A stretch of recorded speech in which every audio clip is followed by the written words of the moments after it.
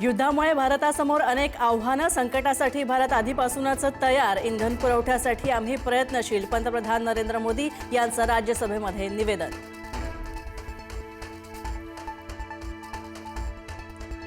अशोक खरात प्रकरणामध्ये 150 पेक्षाही अधिक व्हिडिओ आहेत.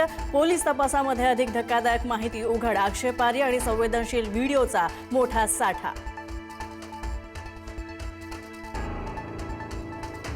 खरात प्रकरणामध्ये धक्कादायक माहिती समोर, लैंगिक शोषणाचा प्रकार 15 ते 20 वर्षांपासून सुरू असल्याची माहिती. पीडित महिलांची संख्या 500 पेक्षाही जास्त असण्याचा अंदाज. नवीन तक्रारींमध्ये विद्यार्थी देखील पीडित असल्याचं उघड.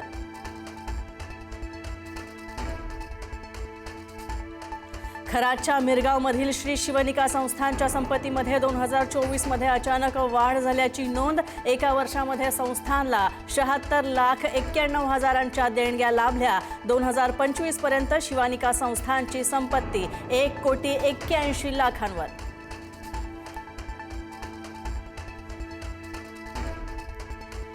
खरातच्या आणखी एका फसवणुकीचा पर्दाफाश. तुर्की-मधच्या नावाखाली भक्तांकडून उकळले 1 लाख रुपये, तर एका मधाच्या बाटलीची किंमत तब्बल 9 लाख रुपयांपर्यंत. मध शक्तिवर्धक आणि कामोत्तेजक असल्याचा करत होता दावा.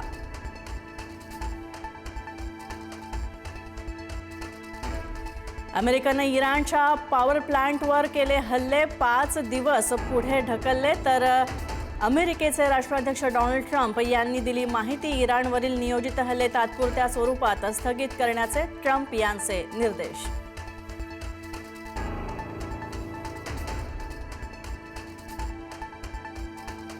नेतन्याहू आणि ट्रम्प यांच्यामध्ये झाली चर्चा. इराणसोबत झालेल्या चर्चेच्या पार्श्वभूमीवर खलबत. युद्धाच्या दरम्यान वाटाघाटीवर भर देण्याचा ट्रम्प यांचं आवाहन. तर चर्चेनंतर सुद्धा हल्ले सुरूच राहणार, नेतन्याहू यांचा इशारा.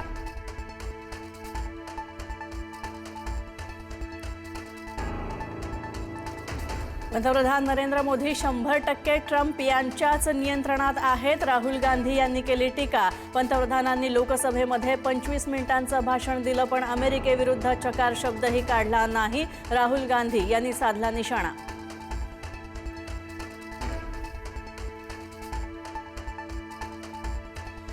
युद्धविरामानंतर सोने चांदीचे दर वधारले. सोन्याच्या किमतीमध्ये 5,000 रुपयांची वाढ, तर चांदीच्या किमतीमध्ये 10,000 रुपयांची वाढ. शेअर बाजारात सुद्धा मोठी उसळी. बाजार उघडताच सेन्सेक्स 1,500 अंकांच्या वर.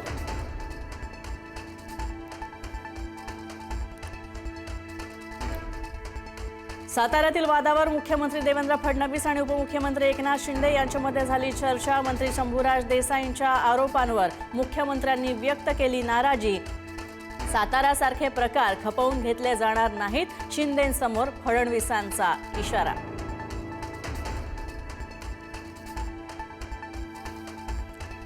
उद्धव ठाकरेंसह विधान परिषदेच्या 9 सदस्यांचा आज निरोप समारंभ. निरोपाच्या वेळी मुख्यमंत्री आणि दोन्ही उपमुख्यमंत्र्यांची भाषणाची परंपरा. एकनाथ शिंदे भाषण करणार का, याकडे लक्ष.